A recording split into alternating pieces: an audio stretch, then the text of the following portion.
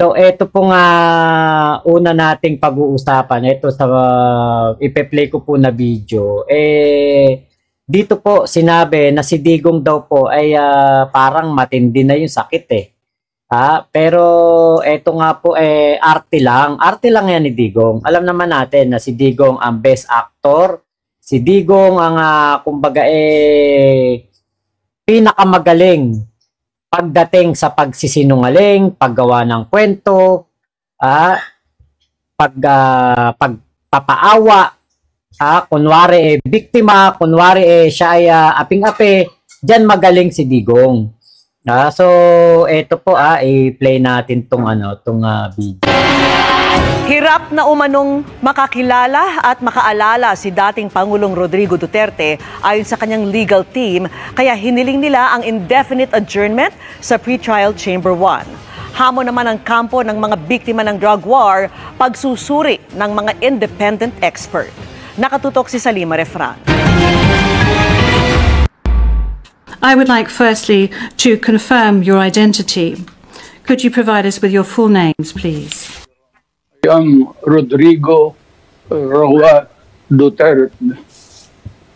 Yan palang arte na yan yung. First middle name is Roa.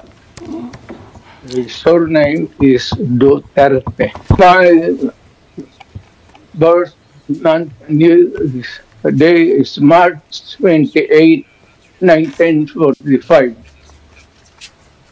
I was born in the province of Leyte in the Philippines. Ang unang pagharap ni dating Pangulong Rodrigo Duterte sa ICC, ang huling beses na nakita siya sa publiko. Halos 6 na buwan mula niyan. Sabi ng mga abogado niya, ang dating Pangulo hindi na umano nakakilala ng ilang kaanak, pati abogado, o nakakaalala ng mga pangyayari, lugar o oras. Yan ang laman ng request for indefinite adjournment ng kampo ni Duterte sa pre-trial chamber 1 na isinapubliko ng International Criminal Court o ICC. Sa request ng kampo ni Duterte, sinabing may cognitive impairment ang dating Pangulo at hindi na raw inaasahang bubuti ang kondisyon nito. Sumailalim na nila sa iba't ibang pagsusuri si Duterte tulad ng MRI, CT scan at neuropsychological evaluations. At lumabas daw na apektado na ang alaala ng dating Pangulo, pati na ang kanyang pagkilos at ang kakayahan niya para umintindi at mga tuwiran. Hindi na raw naiintindihan ni Duterte ang dahilan kung bakit siya nakadetain ngayon at wala na raw kakayahan na gumawa ng mga desisyon para sa sarili. Matatandang dinala sa ICC si Duterte para paharapin sa kasong crimes against humanity kaugnay ng madugong kampanya kontra droga ng kanyang administrasyon. Sabi ngayon ng kanyang mga abogado, unfit to stand trial si Duterte at hindi raw makabuluhang makakalahok sa legal na proseso laban sa kanya. At kahit anong treatment para ang gawin, hindi na raw mababalik si Duterte sa kanilang state of legal competence. Kaya gusto ng kanyang mga abogado na lahat ng legal proceedings at mga pagdinig ay ma-adjourn indefinitely. Nauna ng pinagpaliban ng confirmation of charges hearing ni Duterte na nakatakda dapat sa September 23 para pag-aralan ng hiling ng kanyang kampo. Hindi ito sinang-ayunan ng isang hukom. Sabi ni Judge Maria Socorro Flores Liera, dapat ibinasura ang hiling ni Duterte at pinagpatuloy na lang ang confirmation of charges hearing na tatalakay lamang kung may sapat na ebidensya ba para sabihing maaari niyang nagawa ng nasasakdal ang krimeng pinangaharap siya. Ang mga usapin sa fitness ng isang akusado at assessment tungkol dito ay nasasakop na raw ng trial court. Noong September 9, isang araw matapos ang pagpapaliban sa pagdinig kay Pangulong Duterte, kinamusta ang lagay nito sa pamamagitan ng bunsong anak nitong si Kitty Duterte. How is he? Eto pati nga pala itong si Kitty, binuking ang kanyang ama na well naman daw ang kanyang ame. Specifically po ma'am, the court, of course, canceled the confirmation because he's not fit to stand trial. So we want to know how is he physically and otherwise, no? So obviously, I cannot delve into that. I'd like to reiterate, that we were advised to refrain from sharing information about our visits with him. And all I can assure you is that he is alive and well. But he seems healthy Yes. and strong. No reason for anyone to worry about No him. reason to worry. Ayun, as I said, I cannot discuss it. Ay ano, no reason to worry. He is strong and well. Diba? Kita nyo yan, yung mga pagsisinungaling nitong mga to. Dapat synchronize ang inyong pagsisinungaling. Synchronize ang paggawa nyo ng kwento para kapag may mga ganyang interview, diba? Alam nyo yung mga isasagot nyo. Kaya lang, katulad nyan. Nagkakabukingan tayo dito na si Digong maayos ang kalusugan. Hindi nag-uulyanin.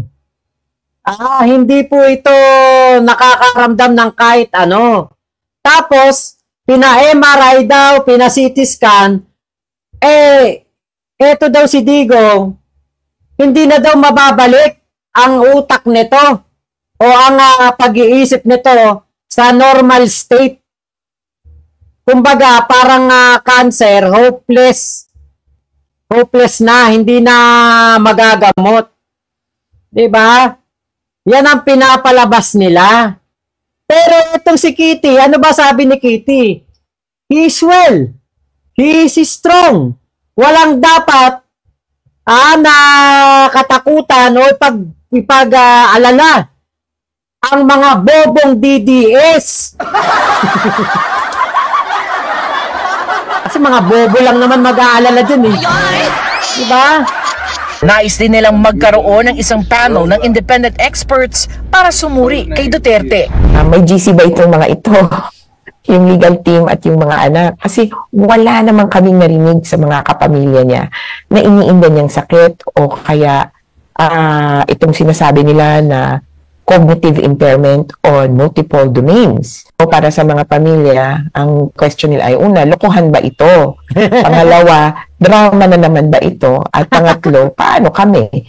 Paano hustisya para sa amin? Nais din ng mga pamilya ng mga biktima ng drug war na makakuha rin ng kopya ng medical records ni Duterte para Ayun, di ba? Medical record. Ilabas niyo medical record ni Digong. Umaarte lang naman yan. And the best actor goes to Digong.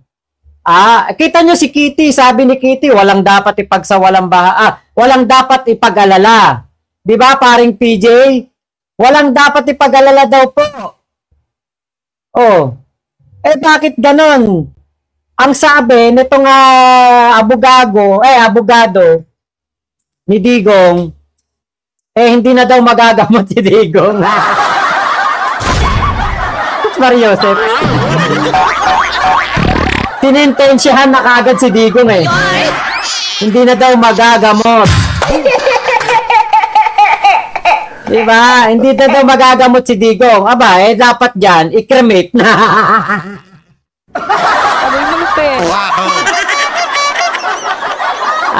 Jake, pwede ba yun? I-cremate na kagad?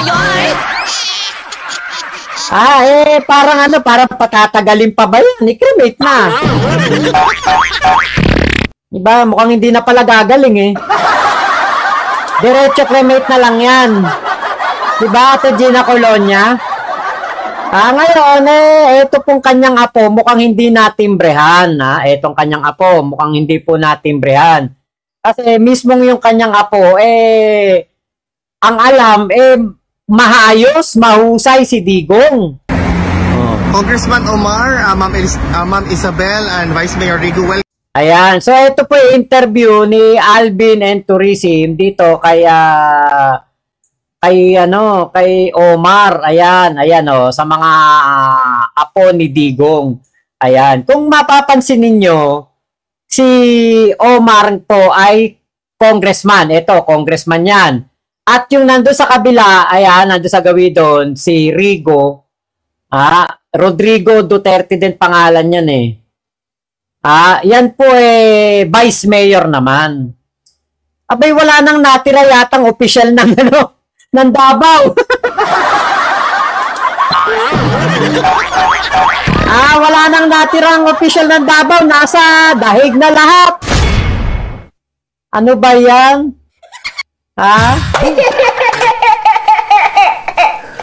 Nasa ano na lahat, nasa dahig na lahat ang pamilya Duterte. Are, may reunion ba kayo dyan? Buti na lang, tanga!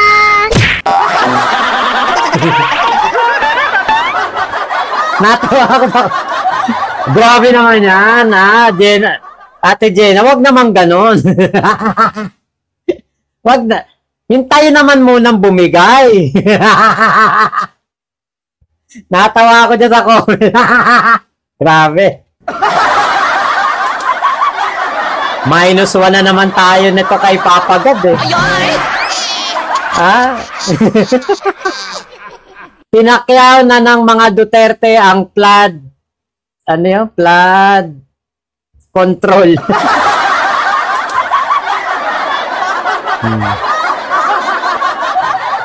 Magtatayo sila ng gobyerno sa dahig.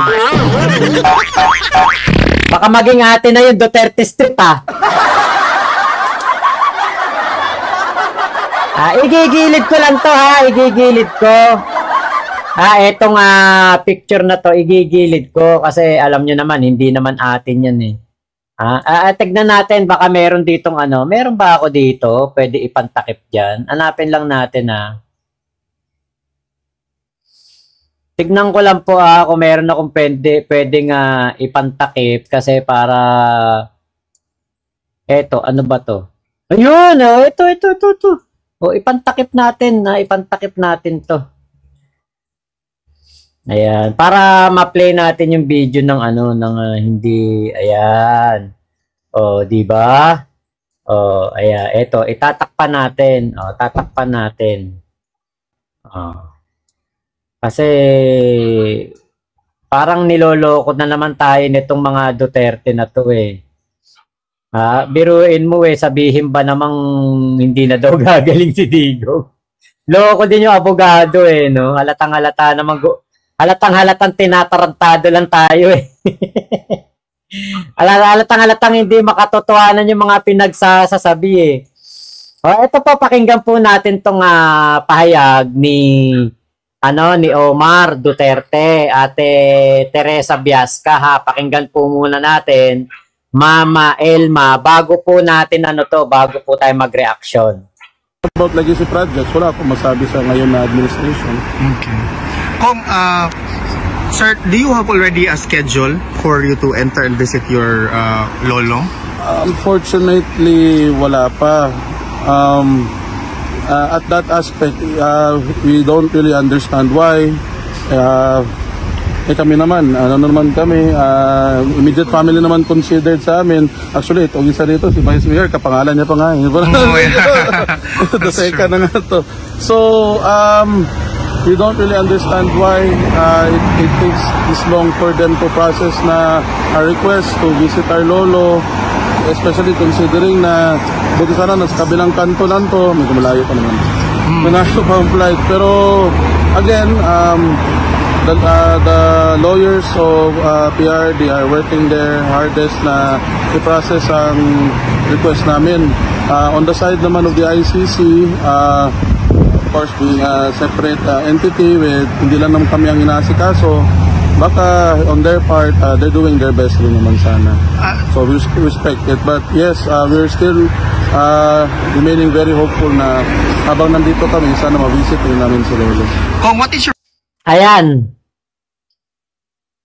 Di ba? Kita nyo, hindi sila makapasok.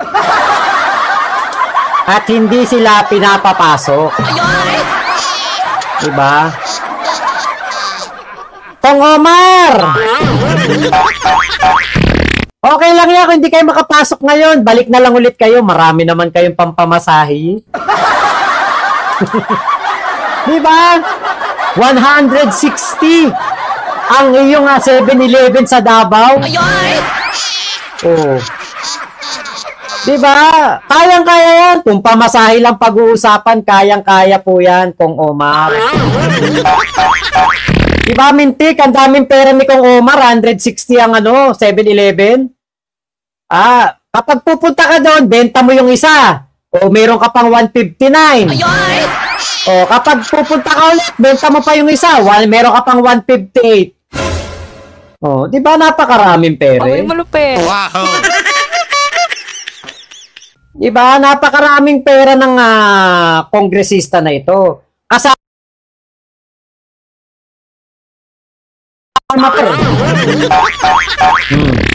Ang Vice Mayor, syempre marami ring pamasahe yan. 'Di ba? Kung wala pong kasi alam nyo, kung wala yan talagang pampamasahe, hindi naman pupunta dyan yan eh, di ba? Ibig sabihin, marami talagang pampamasahe yan. Maraming pampamasahe yan. Imposibleng wala, ay nako. Kaya yung sinasabi na malayo, buti daw sana kung hanggang kanto lang, hindi po totoo yun. Marami pong pera yan. Hindi po mauubusan. Kahit 100 balik pa o 200 balik sa dahig, meron pong pambayad dyan ng plane ticket. Medyo tumatalon-talon lang po itong ating video. Sana po bear with me lang.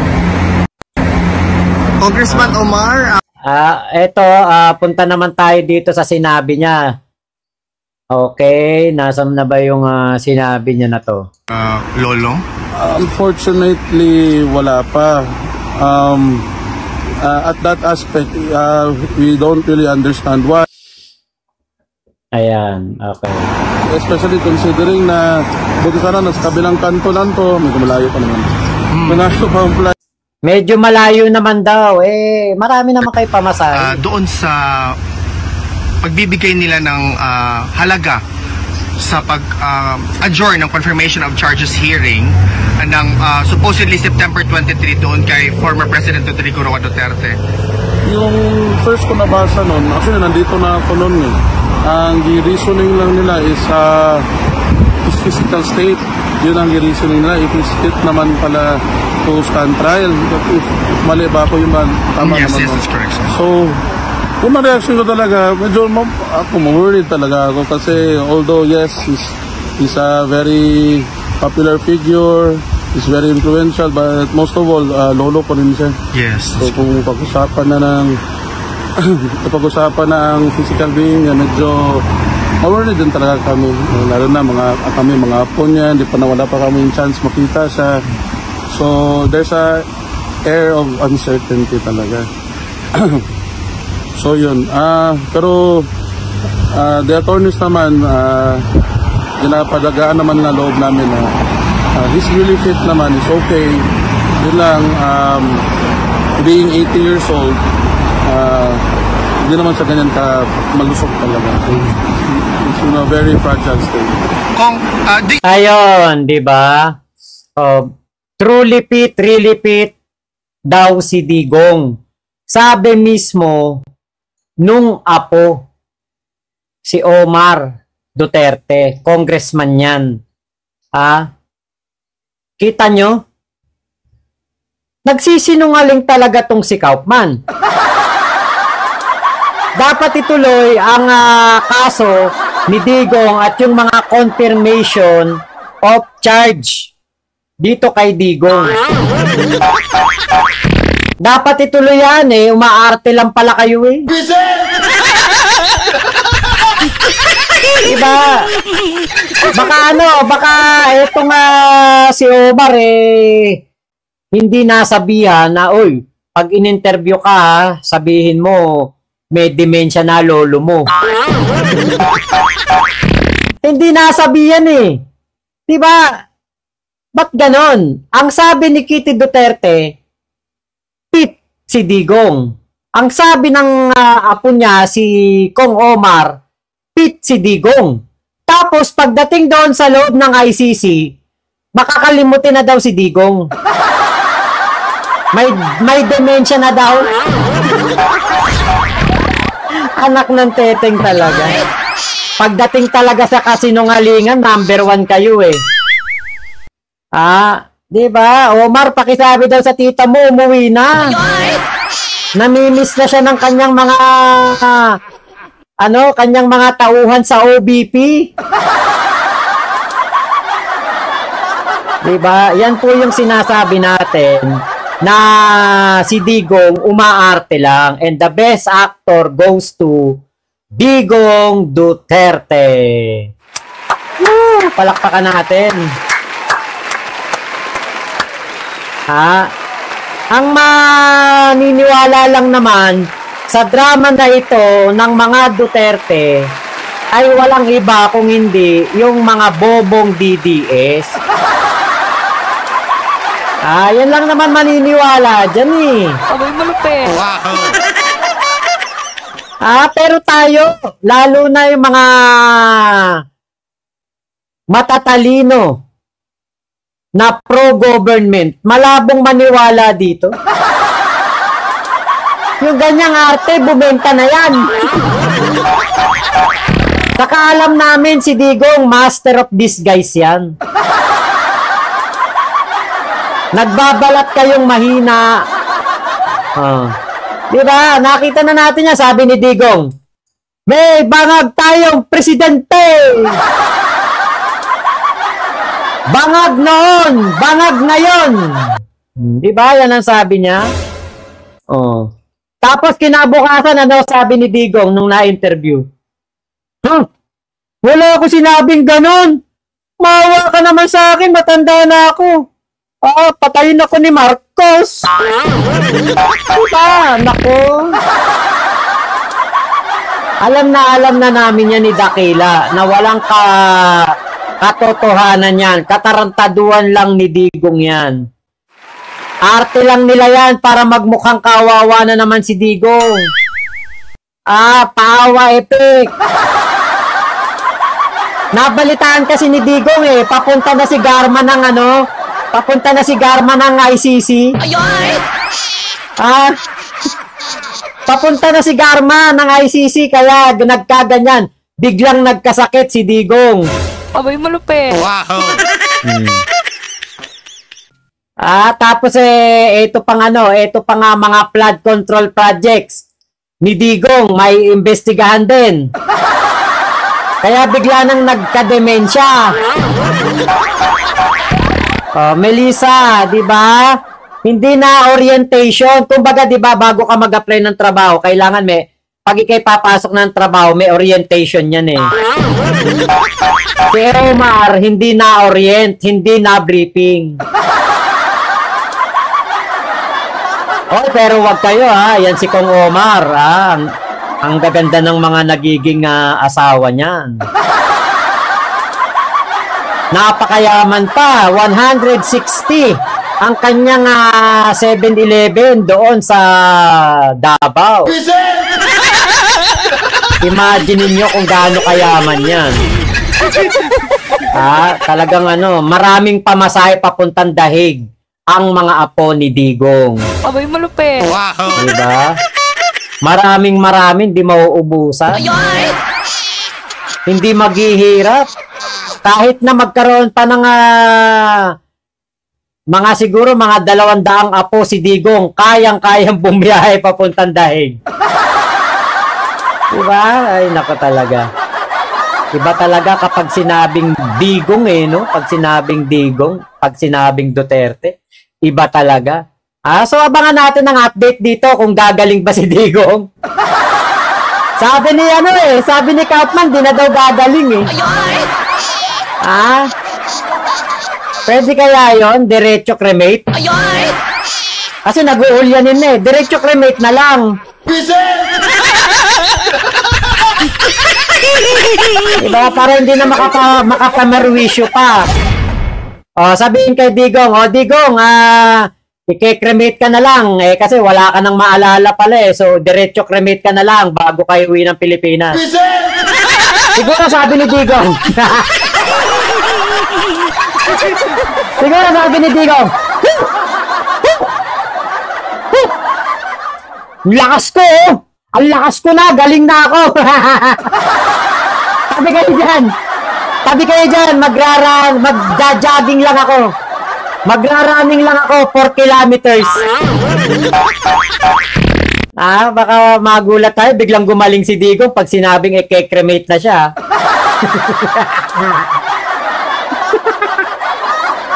Lang ya talaga. Katarantaduhan ito si Digong eh. Alam niyo nakakulong na. Destined to be buloking kulungan na. Nagiging komedyante pa si Digong eh. Ay, nako talaga. Ibang klase ka talaga, Digong. Best actor ka talaga.